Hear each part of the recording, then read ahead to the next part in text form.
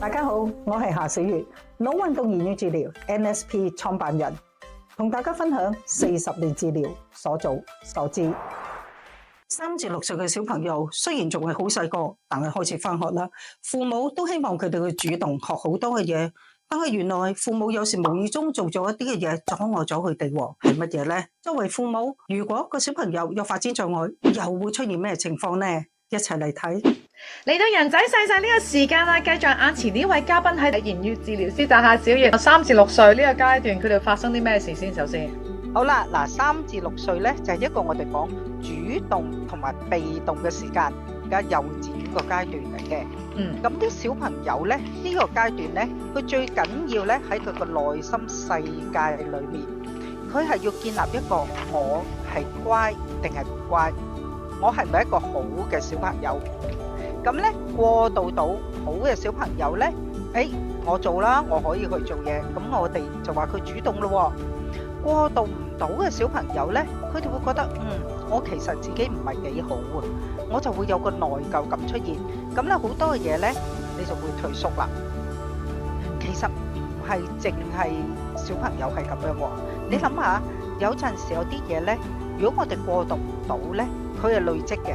係，到至到大嗰陣咧，你會發覺有時候啲人咧，佢總係咧去到做嘢咧，臨門一腳嗰陣，我硬係覺得我自己咧做得麻麻地，即係佢，但係佢自己冇意識嘅，但係個內心咧會令到你咧係不如我褪後咗，我唔去做嘅，咁咧，哇，原來咧有好多咧係好細個，我哋未過渡到。OK， 但我啱啱你講嗰樣嘢咧，我想知係個小朋友自己會諗，究竟我係乖定係唔乖，然後睇下過唔過到之後影響佢之後嘅表現啊。個小朋友嘅內心裏面嘅一種感覺，個小朋友乖同唔乖喺邊度嚟咧？其實喺佢哋嘅世界冇話乖唔乖噶嘛。嗱，嗰個乖與唔乖嘅定義咧係冇嘅，但係嗰個時間個定義咧係邊個啊？阿媽俾佢咯，去呢一個時間，我哋用弗洛伊德嘅時間咧，就係講緊一個自我啊。佢呢個時間咧係好靠一個身體上面嘅操作嚟到認識個世界啦。佢嘅價值觀咧係冇嘅，係嚟自父母。所以當個父母話佢好嘅，咁就好咯；好就唔好就，即係我做啲嘢，我要取悅父母。咁當然啦，作為父母嘅，咁父母有唔同要求噶嘛。咁如果我成日都會覺得，咦，我自己係成日我呢樣做得唔好啊，嗰樣做得唔好咧，我嘅內心就會認為咧，我自己唔係一個乖嘅細路，唔係一個好嘅細路啦。咁佢嗰個乖唔乖嘅想法，咪就係來自父母咯。佢過唔過渡到，可能都係嚟自父母。外界譬如媽咪講嘅説話啦嚇，咁嗰個係其中嘅一樣嘢嚟嘅。咁我相信好多嘅媽咪咧，即係有時都講下啦，即係但係你話我會唔會專登捉住我小朋友一味講佢唔乖唔乖？唔會㗎。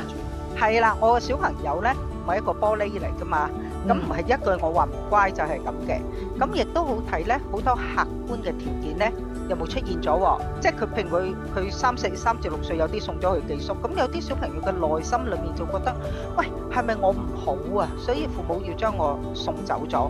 可唔可以話嗰個過唔過渡得到？其實都係好影響住佢嘅原因，係因為可能係父母，可能係客觀因素，種種加埋而令佢有一個感受。究竟我係咪一個乖嘅小朋友嚟嘅啫？冇錯，如果去到發展障礙嗰度呢，咁佢哋就會多咗好多呢一啲咁嘅客觀因素，令到呢佢有機會覺得我自己唔係幾好。咁有咩客觀嘅因素？佢係真係覺得自己唔乖，過渡唔到，然後覺得原來自己都係咁噶啦，咁樣咧。好啦，嗱，咁我又用我哋嘅發展障礙去睇翻轉頭咯。最早期嘅學習障礙出現，如果我學習係對我覺得係困難嘅時候咧，佢嘅早期表現係乜嘢？你估下？唔想翻學，每次見到翻學啦，係啦，每次見到啲功課啊、成啊，總之可能相關嘢就會想喊，唔耐煩。係啦。呢一個咧就係我哋一早期已經係出現嘅嘢，就咧個小朋友又唔知我障礙啦，阿媽顧之前都唔知佢障礙啦。係通常嘅乖唔乖嘅定義咧好闊噶嘛，咁佢話：喂，你乖啲啦，過嚟做咗佢啦，係咪啊？咁我哋會將嗰個乖與唔乖咧，就會套入去呢一個位嗰度啦。我哋只不過講一小部分啫，留待下次再延續。今日唔該晒夏小月，下次傾，拜拜。好，拜拜。